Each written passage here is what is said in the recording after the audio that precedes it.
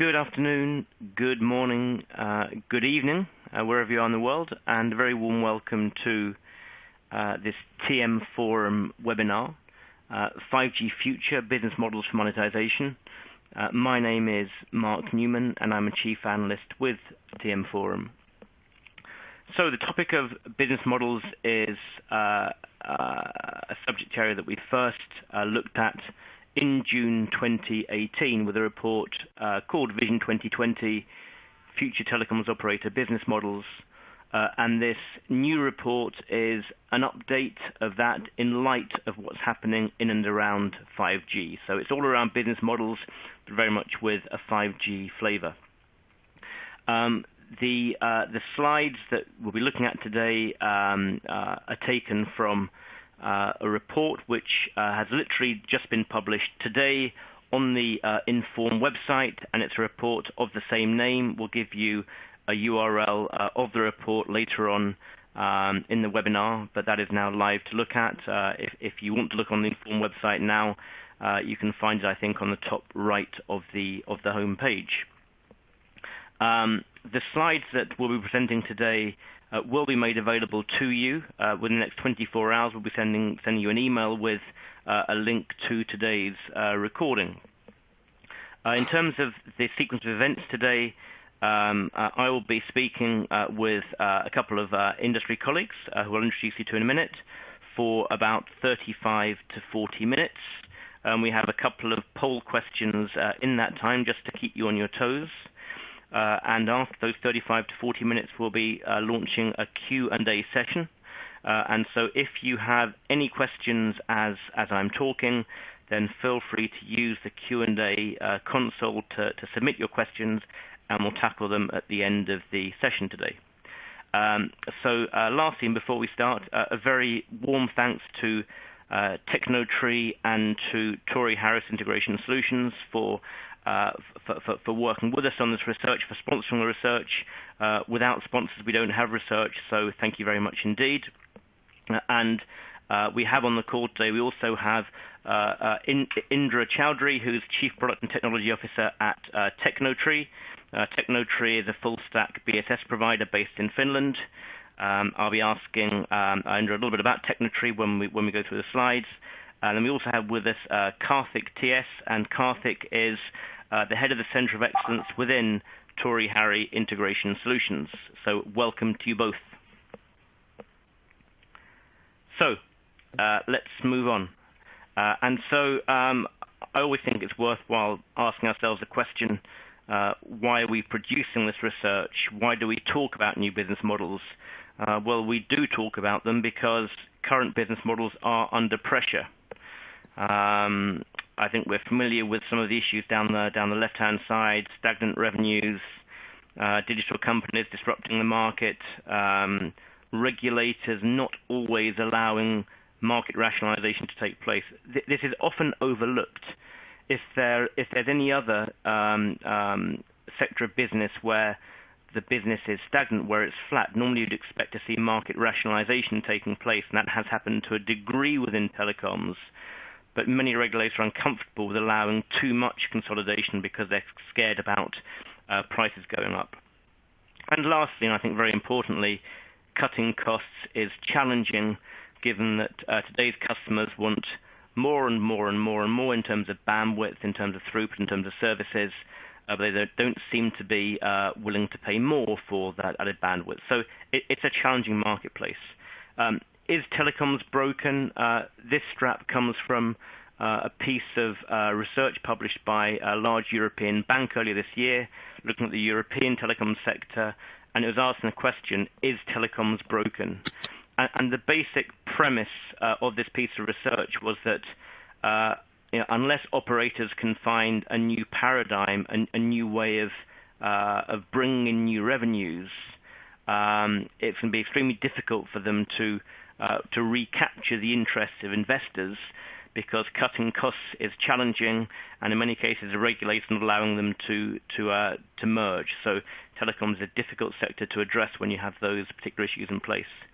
And so back to the subject of this session, which is, can 5G help to address these issues? And I think it's a valid question to ask I think if we're looking at the market, at investors, at shareholders, I don't think they're particularly clear today about the extent to which 5G can help to mend this broken market. I think they see it as being, if it can help, it's maybe something that's in the medium to long term rather than the short term. And we'll come on to those issues.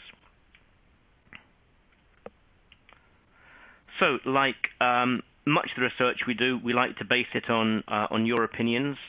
So we went out with a survey that we've been running for several months, and the survey is around future operator business models, and we asked both operators and their technology partners and suppliers for their opinions about future business models.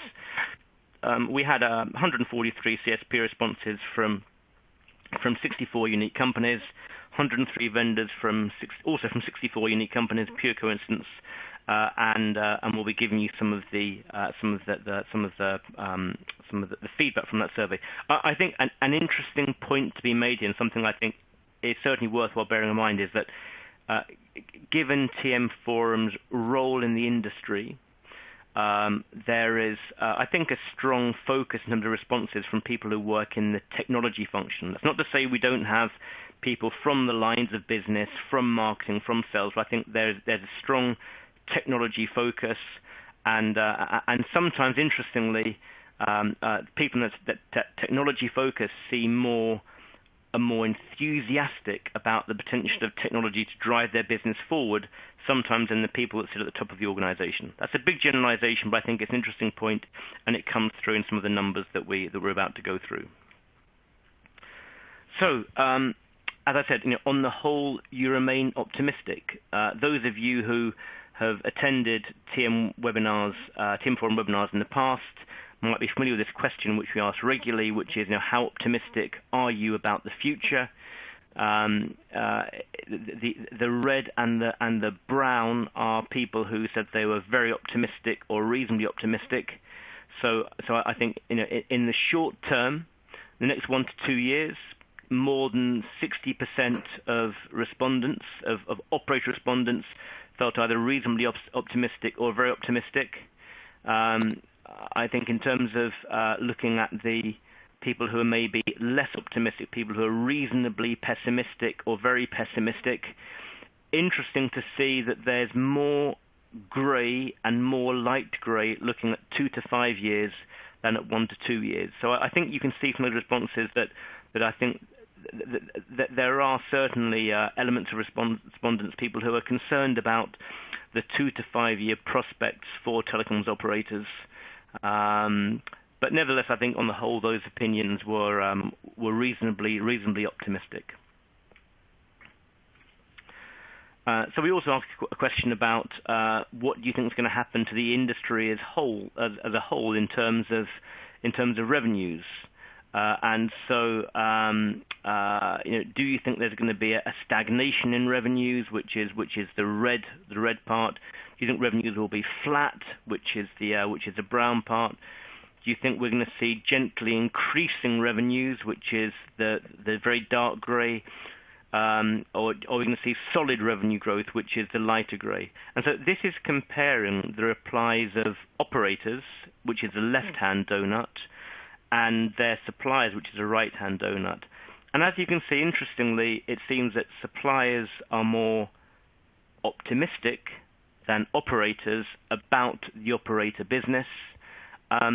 Maybe we shouldn't be too surprised at this. If you are a technology company and you want to position yourself in the future growth opportunity space, you clearly want to be bullish in your discussion with the operator about how the market can grow, how revenues can improve in the future.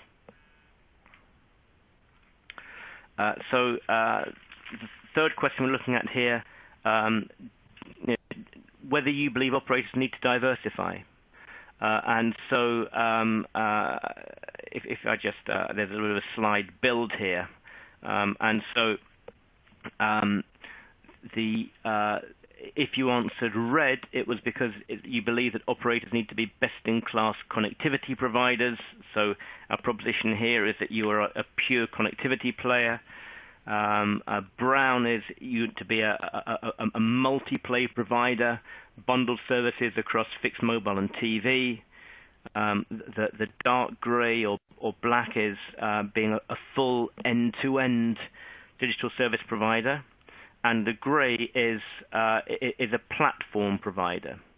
So I think if we look across the red and the brown on the one hand and the grey and the black on the other, we can see that most of the industry believes that operators need to transform and to diversify away from where they are today into either being platform players or end-to-end providers of new services. That's not to say you don't believe they need to keep their existing business, but I think what you're saying here is they need to add to their existing business, which may be stagnating, by developing new lines of revenue. So that gives us a good context for the first question, and so this one will hopefully make you scratch your head. And the question is, what share of total global telecoms operator revenues do you believe will be derived from non-core services by 2025? So my question is saying, if we look at new services, be it IoT, be it platform-based services, be it new cloud-based services, what percentage of revenues, of total operating revenues, will come from those services by 2025? So if you could put in your answers now, please. And Indra and Karthik, do you have any thoughts here as to where you expect people will reply? Yeah, I think it will be on the higher side, greater than 40%, because that's clearly the direction that mobile operators are going, and the revenues in the voice has been like flat for the last couple of years, and some of the most innovative telcos that we are seeing in many markets are already going in this direction in terms of diversification. So that's what I think. Okay, thank you very much indeed. Yeah, so this is Indra here. I do believe as well, the last one, which is 20 to 40%, is the probable answer from a vendor perspective, because we really believe that the operators have the possibility to grow beyond their data and voice revenues and TV revenues in future. So let's see if your enthusiasm is shared by our respondents. So I'll just give you 5 more seconds, then we'll move on to the answers. Okay. So you were right. Well done. So it's interesting. No one predicting it's going to be 2 to 5%. And I say if we look at the average there, the average is around 20%, 20-30%. So that's interesting, and that is pretty reflective, I think, of the surveys that we've run as well. Maybe another question I could have asked is, what share of total operator revenues are from those services today? And the figure is a lot less than that. And I've actually done a lot of research looking at these numbers, and the figure today is in the top 1, 2, or 3 bars, I think, for most operators today. So hopefully we're going to see an acceleration over the next 5 to 6 years, driven by 5G. So Indra, Karthik, you happy with those responses? I think you probably should be. Yes, definitely. Yeah, absolutely. Great. Absolutely. Okay, good. Okay. So moving on. So much of this presentation is going to be about the enterprise market. One thing that I just forgot to mention is that in addition to this report we've just published, we have a sister report we'll be publishing in about a week or 10 days' time, which is called 5G Future, Targeting the Enterprise. So this report is looking at business models across consumer and enterprise. The next report is specifically focused on the enterprise market, because that's where I think 5G is headed.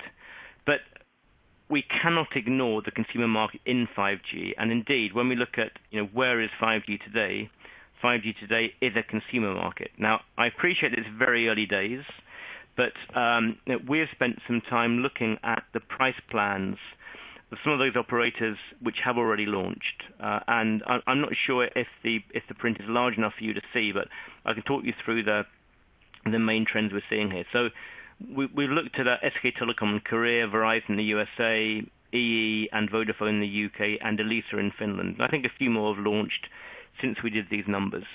But there's a few points worthwhile bringing out. So in all cases, this is looking at the mobile broadband market. These are operators who have launched services for mobile phones. And so when we look at the how much data is included in the price plan, it's already very clear that operators are focused on very, very high users. And so in the case of SK Telecom, in the case of EE here, but I will qualify this in a minute, you can see that the inclusive data allowances are pretty high, so they're being launched at the very top end in terms of data usage. However, you'll also have noticed that there are some operators which are launching 5G as an unlimited data usage service. That's true of Verizon, and it's true of Vodafone. And Vodafone's interesting. Vodafone is a market challenger in the UK, and it launched its unlimited price plans after EE launched their price plans. Interestingly, since that happened, EE has now brought out its own unlimited price plans, which are not on this chart. But I do think, particularly when we see challenger operators, they're going to be using the unlimited price plans to compete. And so what is interesting, I think, about these unlimited price plans is that it makes the pricing paradigm much more similar to the fixed broadband market. And I'm not sure that the market as a whole, or market observers as a whole, have fully thought through what's happening here. And what's really happening is that we are seeing a convergence of the mobile market and the fixed broadband market, or the fast mobile broadband market and the high-speed home broadband market. We're seeing a convergence both in terms of capabilities of the network and pricing paradigms. And so, I'm not sure we've thought through the implications of this yet. And I think one implication could be that 5G may well be quite a disruptive technology in the multiplay market. And I think we may well see an acceleration of cord cutting, particularly I think among people who are maybe sort of students, maybe people who are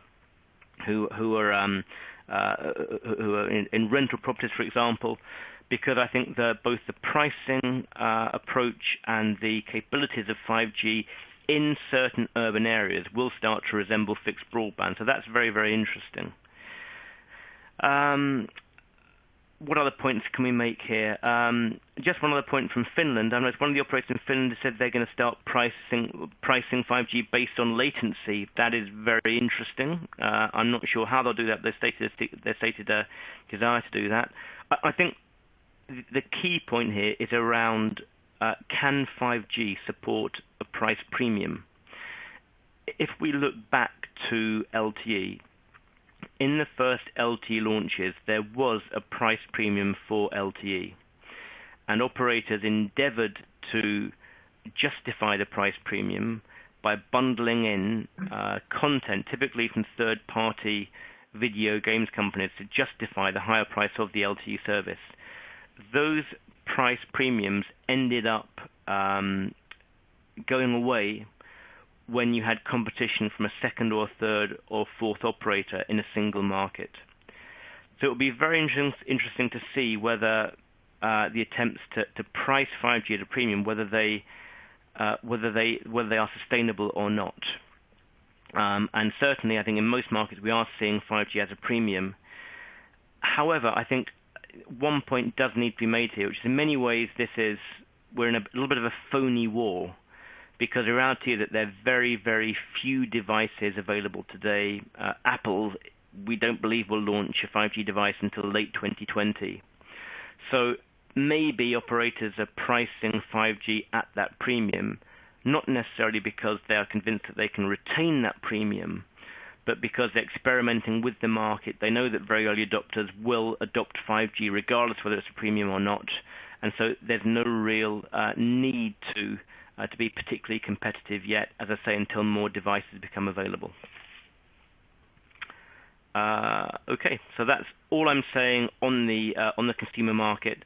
So I do think that even though we're seeing these 5G launches around the world, I think it's probably not going to be until we have a greater choice of devices, until we have more coverage, that it becomes a fully fledged competitor to LTE. I do think the Korean market, and Korea, I think we've seen something like 3 million 5G subscribers. I think the Korean market, its dynamics are a little different from many other markets, because in Korea, LTE is facing some fairly significant capacity issues. So if you are a mobile operator in Korea, it's in your interest to move some of your heavier users away from LTE onto 5G, just to relieve the strain on your networks. I'm not sure that's so much of a driver in many other countries. Okay, let's start looking at the enterprise market. So much of the session today is looking at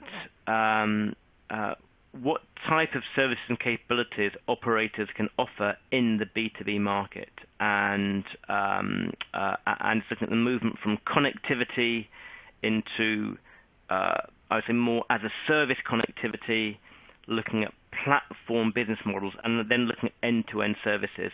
And we have shown this as an arrow from left to right.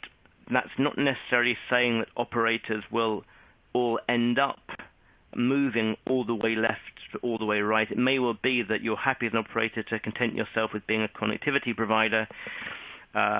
Many will. Others will look at diversifying into platform and end-to-end services. But nevertheless, I think even in connectivity, I think we're seeing some sort of new capabilities that 5G is enabling.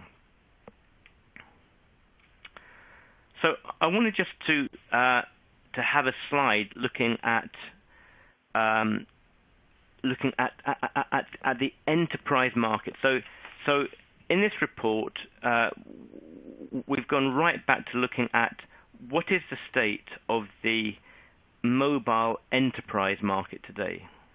So if we look at particularly at the medium, large size enterprises, they have a pretty mature business, which is LANs, MANs, WANs. They have their own fixed private networks, and so private networks is an established and embedded part of the telecoms landscape. But those networks are fixed networks; they are not mobile networks. I've been sort of deliberately provocative in this slide on the left here, but when we look at enterprise usage of mobile services, for many, and that includes even the large players, what is an enterprise mobile service? Often it is some discounted SIM cards, and that private networking is relatively immature in the enterprise market today. So mobile is really a public mobile service where the enterprise has not taken upon itself to build a private network capability using mobile services. So I think this is where 5G gets really interesting. So we have now in the last 2 years started to talk about private mobile networks, this idea that particularly large enterprises, particularly in campuses, universities, holiday camps, holiday villages, even in sort of large office blocks and buildings, we're talking a lot more about private mobile networks where the enterprise itself has a far greater role in customizing, configuring, deploying the mobile network than has been the case until now.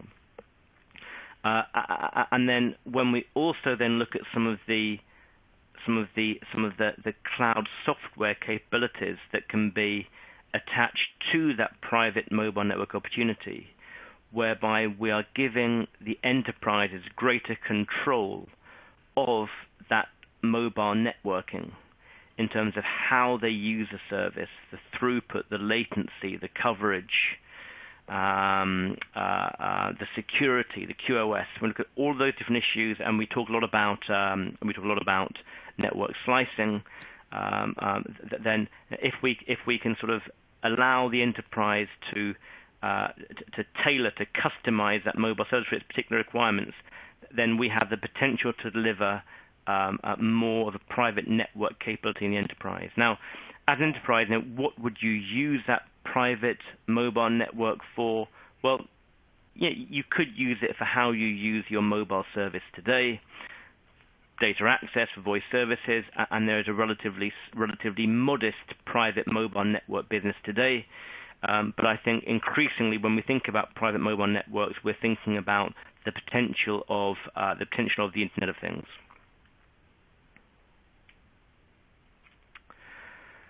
So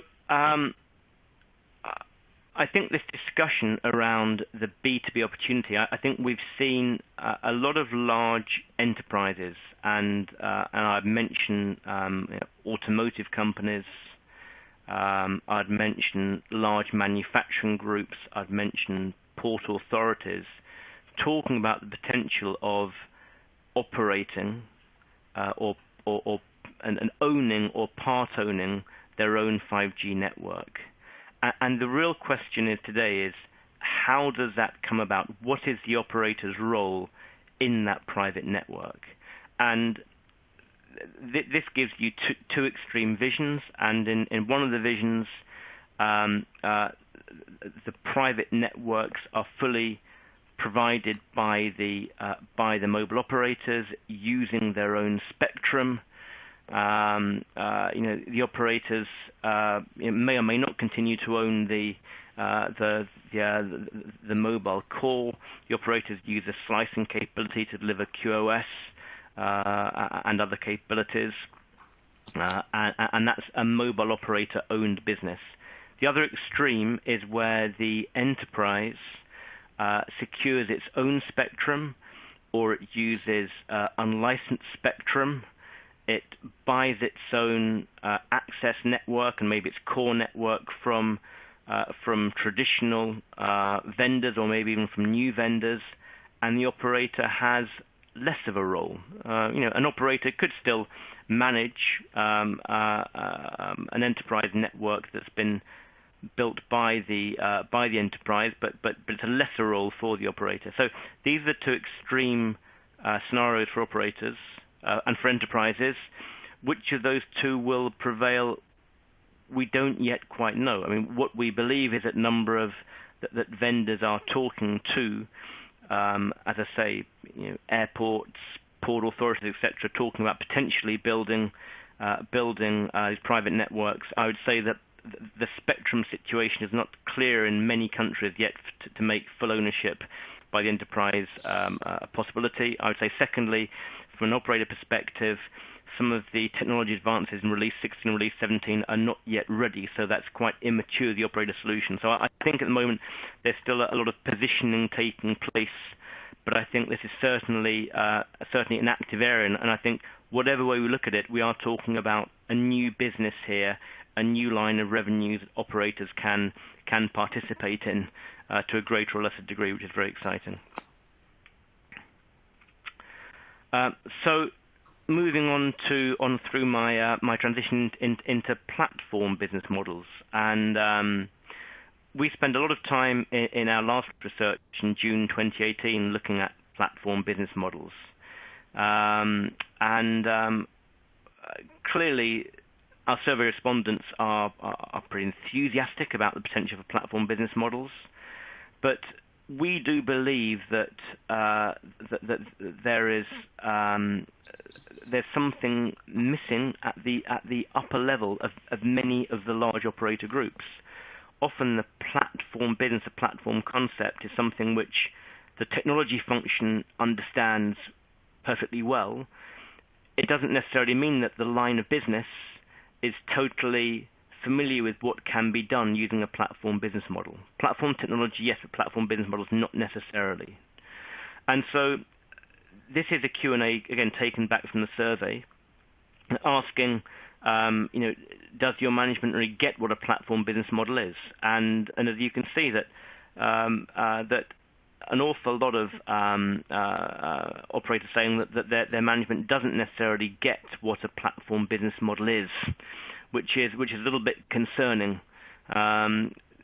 An operator can still be experimenting with platform business models in new areas such as IoT, but actually understanding how you make money from a platform business model is actually quite difficult for senior management to grasp, because there's a number of different types of platform that you could embrace.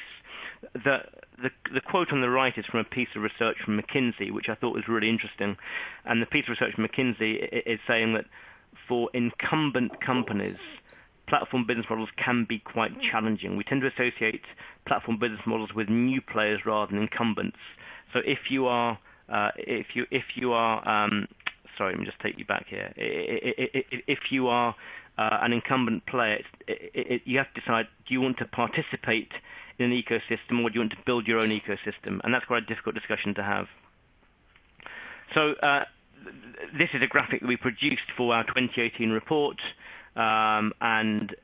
This is looking at potential platform business models, and the platform sits between the consumers and the producers that sell through the platform.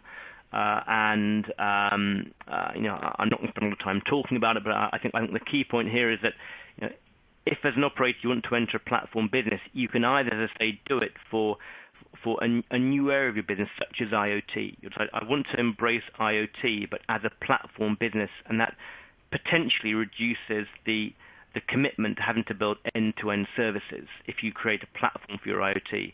But a platform business model could be a more fundamental transformation of your business, where you look at all of your core network and IT and customer service capabilities, and you make those businesses wholesale enablement businesses as well as being retail businesses. That's a more fundamental transformation to platform, where I think it's taking some time for operators to get their heads around that. And I think still, if you look at some of those enabling systems and support processes, operators still tend to view them as being a cost item rather than potentially as a business growth or a value enablement part of their business.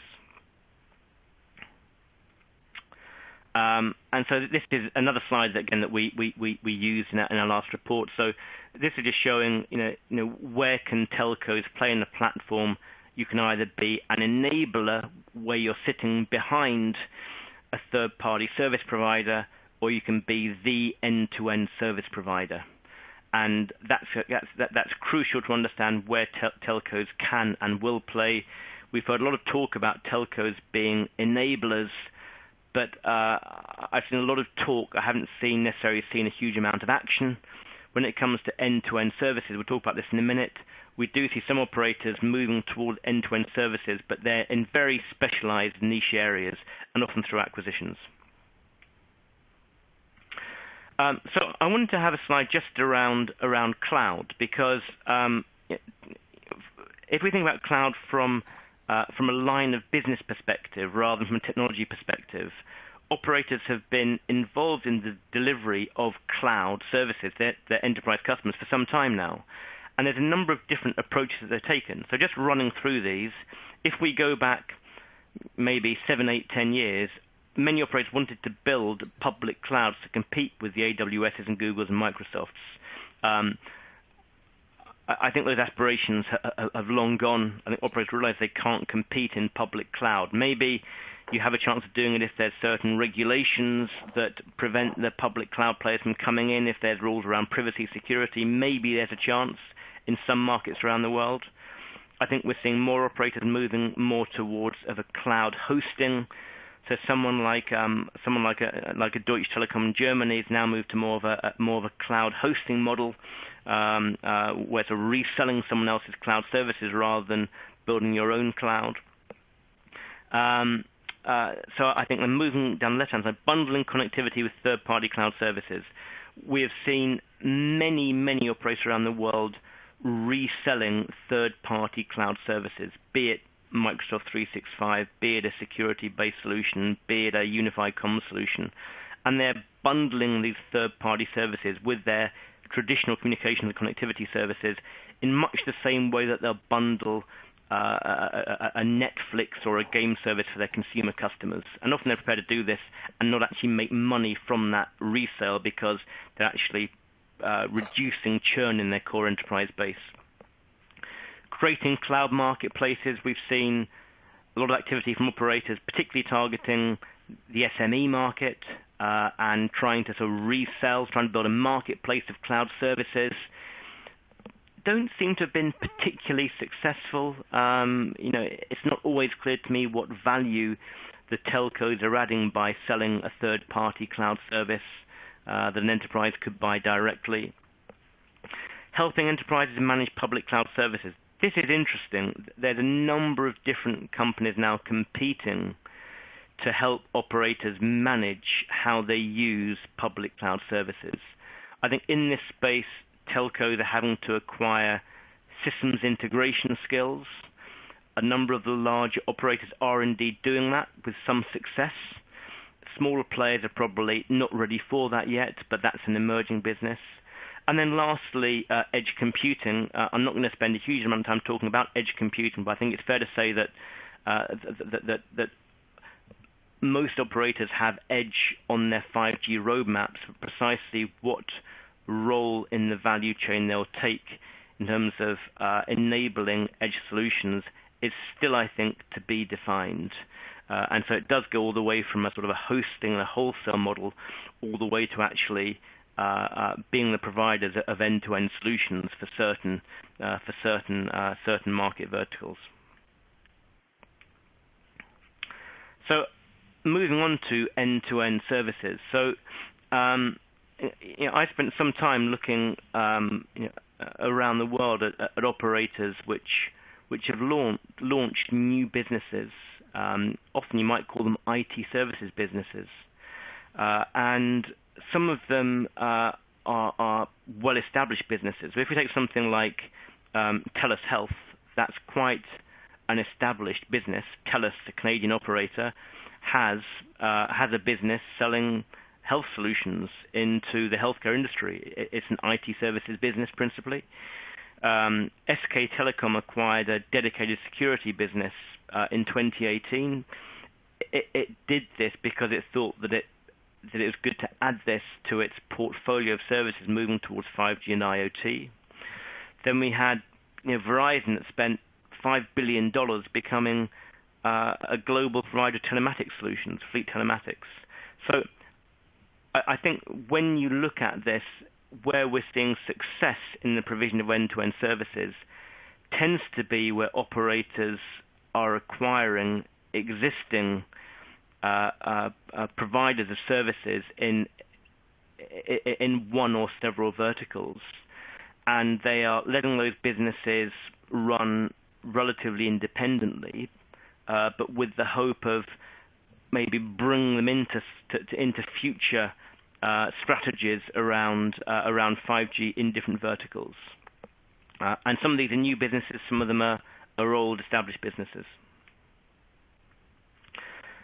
So I think when we talk about the enterprise market, what we mustn't forget is that the enterprise services market today is about 30% of the telecoms business. So telecoms is about a $1.5 trillion business. About 30% of that is serving the enterprise marketplace today. However, this does not mean that every operator has a strong B2B business. If we look at, if let's say there's 1,000 operators in the world, 1,000 licensed national operators in the world today, more than half of them are consumer-centric organizations that offer mobile services that really have very little enterprise expertise. Yes, they may well sell connectivity to the enterprise. It doesn't mean they have specific skills around, be it systems integration, be it software for the enterprise, etc., etc.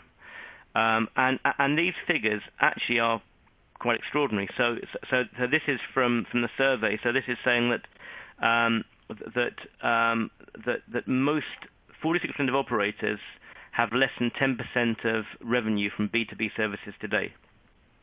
The B2B business is dominated by the large incumbent players in developed markets. So the Verizons, the AT&Ts, the Telefonicas, the BTs, the Singtels, the Telstras, etc.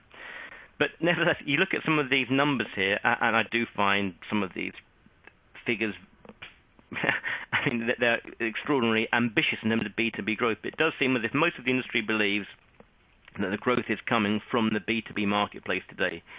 As I say, if you are a pure mobile operator, that's going to be extremely challenging because you're either going to have to bring in a huge amount of new skills to your business, or you're going to have to rely very heavily upon your technology partners for that. So, with that in mind, our second poll question, and this is a really simple poll question. You choose one or the other. Do all telecoms operators need to acquire new skills in areas such as cloud software and systems integrators if they are to prosper? Do all telecoms operators need to acquire new skills in areas such as cloud software and systems integration if they are to prosper? 1, yes, they all need these skills, or 2, no, they can get access from their vendors and other partners. So I'll give you 30 seconds to answer. I'm going to throw it back to Indra and to Karthik. What are you thinking, guys? Yeah, hi, this is Karthik here. So I think CSPs can get access to most of the skills they need from their vendors and partners. Having said, it's also important to identify some of the core skills that CSPs would also need to acquire from a kind of a broad strategy perspective. So usually it will be a kind of a joint activity. But a vast majority of it, I feel, there'll be dependence on vendors. Yeah. Thank you. Yeah, I do agree as well with Karthik. It's a combination of both, where vendors can play a role, but we really need partners in the CSPs to champion this, new cloud software and system integration capabilities.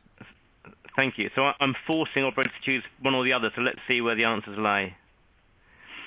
So this is interesting. So all CSPs need these skills to expand beyond connectivity. So yeah, I guess it's divided. So maybe it plays to your point, guys, that maybe it's not an either or, maybe it's both.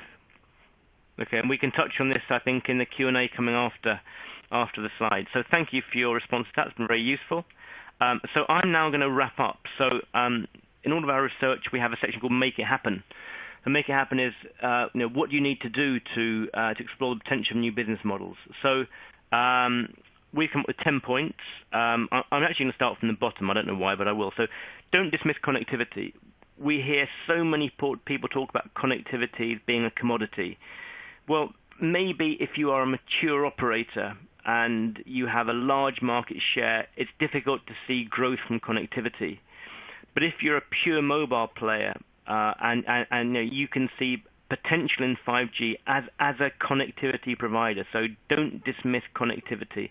And particularly when we think about software-defined connectivity network slicing, connectivity itself can be an attractive business in 5G.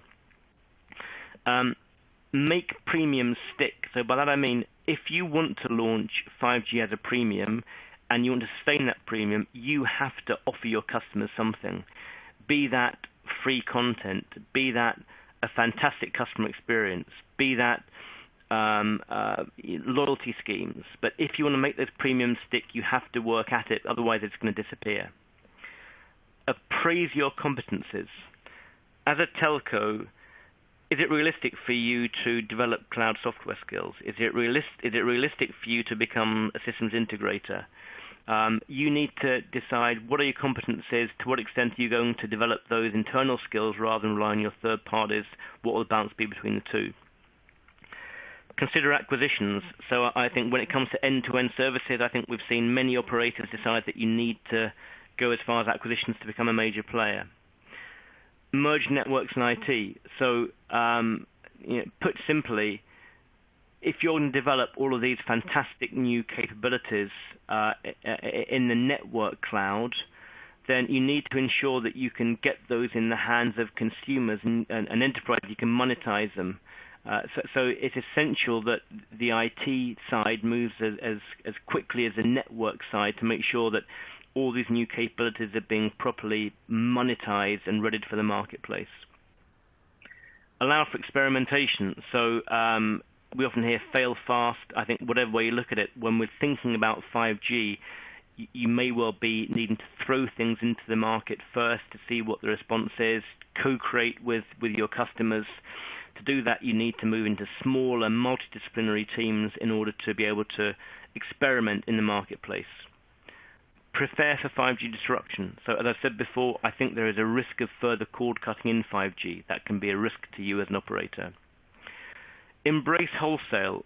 We use this term enablement a lot, but this term wholesale has always been a very unfashionable term. So how long is it going to take for operators to look at their wholesale business and to modernize their wholesale business to include the monetization of APIs, to put the enabling business into the wholesale part of the organization? I think in many cases when we see wholesale opportunities being deployed today, they still sit within the retail function. But actually I think there's a strong case for modernizing, enabling the wholesale business. Maybe the most important one here, integrate business and technology decision making. So in too many telcos today, we have a technology function, and then we have a sales function, and decisions are not made across those two functions. So telcos need to integrate the business and technology decision making to ensure that the platforms that you end up buying, the ones that you can deliver future value on, they're not just the ones that are most cost efficient for doing the job.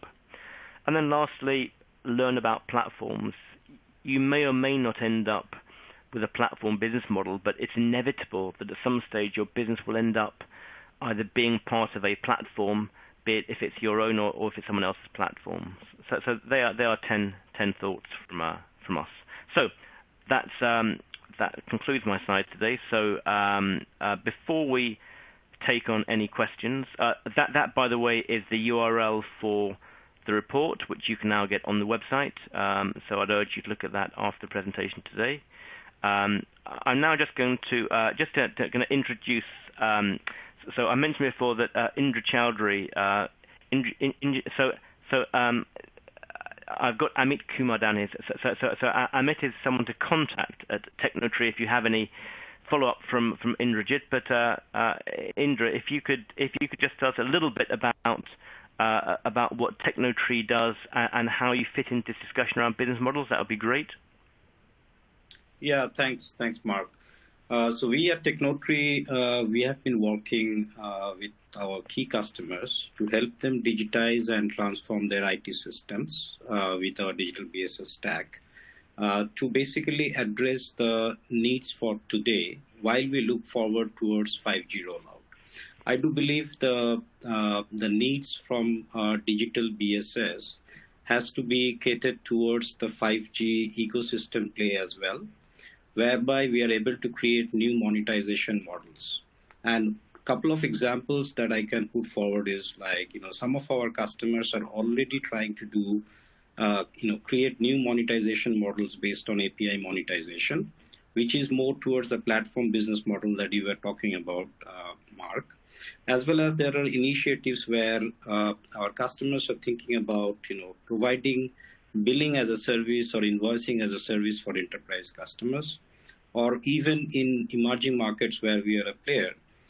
There are opportunities for looking into providing KYC data for other internet service providers or mobile service providers. So there are opportunities in the market while we look forward to creation of an ecosystem for 5G related services with partners. The basics in the digital BSS system can start, getting developed right now. And that's where we are working together with our customers to enable that. The focus in the future is definitely going to be on creating a partner ecosystem, and we are creating the tools for, automating the creation of an ecosystem with partners. Great. Thank you so much, Indra. And Karthik, so I've managed not to call you Torry Harris Business Solutions yet. So very interesting. So you've changed your name, Karthik, to Torry Harris Integration Solutions. So maybe in telling us a little bit about THIS, you can tell us about the name change as well and how significant that is. Absolutely, Mark. So we believe integration is one of the key means for digital transformation. And while we have been focusing on integration, the rationale for the change is to use integration as a means for digital transformation and to drive API-driven platform business model. So that's what we do. So we focus on this core, and we have the other ancillary aspects of the digital, such as IoT, mobile app, the UI, and we have a lot of experience across the years with telcos in different geographies, and to complement our services, we have our product offering. That's the division that I manage in the Center of Excellence. So we have our offering Digital Market that has a combination of a digital marketplace, API management, and all the industry-specific templates that specifically align to identifying the business model. So we have a team of business architects working with telcos and industry analysts to put together these business models. Okay, thank you, Karthik. So I'm now going to turn to questions, and actually, the first question is very relevant, I think, to Karthik and to Indra. So maybe I'll ask Karthik first, which is, are the business models achievable? Are platform business models achievable in the near term, or will CSPs have to turn their whole business upside down to achieve them? So that kind of comes back to my point, which is that we're just waiting for these platform business models to kickstart to happen. So can you maybe, so going back to the question, can they be achieved in the near term, or will businesses have to, will operators have to turn themselves upside down to make them work? I think it can definitely be achieved in the near term. It's because the disruption is coming from all directions. Like, you have startups that are disrupting the industry by launching platform business models. So telcos will be forced to be a participant in the platform business models if they don't take the lead. So the sense of urgency is quite high in making sure that they take the lead, use their brand power, and launch a platform business model before an unknown startup comes and eats their lunch. That's what I think. Thank you. Yeah. Thank you. Indra, do you have any thoughts on that? Yeah, as I was mentioning, we are already seeing, many of our customers are moving into a platform business. And platform business can start with, exposing the API platform that the operators are having today. So they have, a huge amount of customer information and knowledge about the customers. And also the applications they are having right now. For example, I can give you an example about, operators who are exposing the mobile financial services to the platform for other applications to use those, right? And that's what we are seeing already in the market. So I believe the monetization of platform has already started, and operators are going to increase more and more APIs to be exposed to the platform, and there will be different third parties who are able to basically use those. Yeah. So from my perspective, I see a lot of operators talking about platform. I see operators experimenting with platforms in new areas. I mean, I guess the most successful platform business that exists today in telco is the Mpesa platform in Kenya, which I think, as most of you know, is a mobile payment service, which is now evolving into a platform business. And that's been a huge success. I think Mpesa represents, the latest figure, 30% of Safaricom's revenue. So I'm not sure we can see anything as spectacular as that, but I think that's certainly one success. So let me just pick off some more questions here. So question here. Should telcos create content on a 5G network? So I'll give my thoughts on that. So in my own view around, if we're looking at content from the consumer market, is that we have seen a number of telcos enter the TV space, and their starting point for pay TV was using their fixed broadband capabilities in TV. And I think they may well be able to leverage 5G to deliver some of that TV onto mobile devices, maybe in the future using capabilities such as AR and VR. But I do not see operators being justified in building their own content business just for 5G. I see more partnering taking place than anything else. I think what's interesting is when we talk about areas such as AR and VR, and operators are excited by this. The reality is that the AR and VR that travels over operator networks will be created from companies on the Apple or the Android ecosystem, not from operator-owned businesses, is my expectation. That said, I do know that in Korea, one of the operators invested heavily in esports, and I think is offering some free esports content. But that's really, I think, an attempt to provoke demand rather than a long-term strategy. So, Indra, Karthik, do you have any thoughts on that? Questions about creating content beyond what I said? Yeah, I was thinking about, if you know about Reliance, what they're doing in India right now. So Reliance has launched their, new fixed line services, and they have also their own Reliance Entertainment division where they're making, investing in movies.